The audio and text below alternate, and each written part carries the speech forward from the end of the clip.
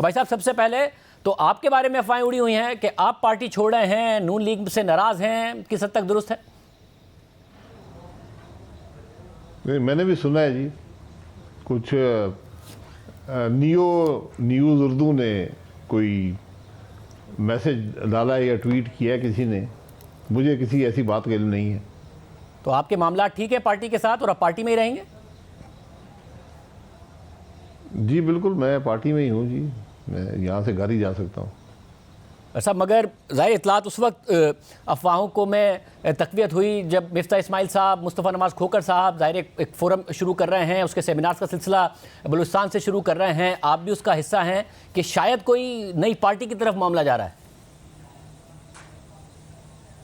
نہیں، ایسی کوئی بات نہیں ہے، یہ بہت عرصے سے ہم سوچ رہے تھے کہ ملک میں ایسے فورم ہوں جہاں پر ایک نان پارٹیزن فورم پر ملک کے مسائل کی بات بھی ہو سکے، ان کے حل کی بات بھی ہو سکے اور کھل کر ہو سکے۔ تو یہ کچھ عرصہ پہلے پروگرام بنا تھا، تو اس کے پہلی جو ہے وہ لشکری رحسانی صاحب نے اور کرد صاحب نے کوئٹہ میں رکھا ہے، تو وہاں پر تمام سیاسی لوگ بھی شریک ہوں گے، ہر جماعت سے امید ہے لوگ ہوں گے، تاکہ عوام ملک کے مسائل کی بات ہو سکے اور عوام کی مسائل کی بات ہو سکے۔ اس کا مقصد کوئی نئی سیاسی جماعت کا راستہ ہموار کرنا نہیں ہے؟ نہیں، ایسی کوئی بات نہیں ہے جی، سیاسی جماعت کے راستے نان پارٹیزن فورم سے نہیں ہوتے۔ اصل مگر اطلاعات ہیں کہ آپ دونوں باتوں سے خوش نہیں ہیں، جس طریقے سے پارٹی چلائی جا رہی ہے اس سے بھی اور جس طریقے سے حکومت چلائی جا رہی ہے اس سے بھی۔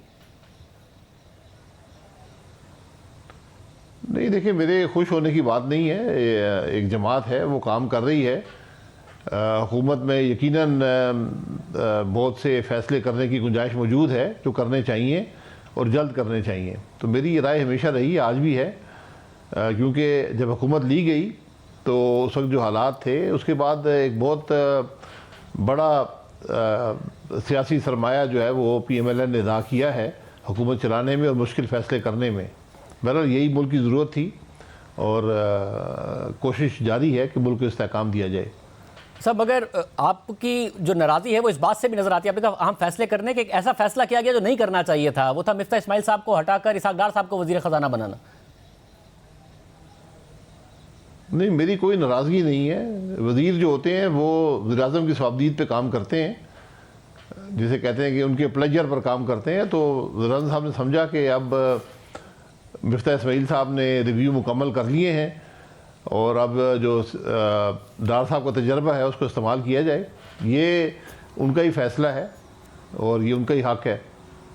صاحب اس فیصلے پر آنے سے پہلے مگر ابھی ہم نے دیکھا کہ وزیر اعظم کے جو صاحبزادے ہیں سلیمان شہباز صاحب، انہوں نے ٹویٹ کیا کہ پچھلے 3 جو وزراء خزانہ تھے وہ جوکر تھے، اور پھر تعریف کی اسحاق ڈار صاحب کی۔ ظاہر مفتاح اسماعیل صاحب بھی پچھلے 3 وزیر خزانہ میں آتے ہیں، آپ کے خیال میں ایسا ہی ہے؟ دیکھیں، میں نے وہ ٹویٹ کسی نے بھیجا تھا مجھے، اگر وہ سلیمان صاحب نے کیا ہے تو یہ مناسب بات نہیں ہے، کیونکہ اگر ان کی تنقید اپنی حکومت پر ہے تو وہ اور غیر مناسب بات بنتی ہے۔ یہ آپ پالیسی پر تنقید کر سکتے ہیں، لیکن کسی فائنانس منسٹر کو جوکر کہنا یہ مناسب بات نہیں ہے، چاہے وہ کسی جماعت کا بھی ہو۔ ہر وزیر جو ہوتا ہے وزیر اعظم کے احکامات پر اور کابینہ کے احکامات پر کام کرتا ہے، وہ ذاتی حیثیت میں کچھ نہیں کرتا۔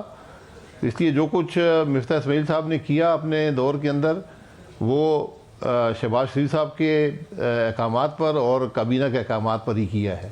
تو یہ غیر مناسب بات ہے، میرا خیال ہے ان کو اس بارے میں کلیریفیکیشن کرنی چاہیے کہ ان کا مطلب کیا تھا۔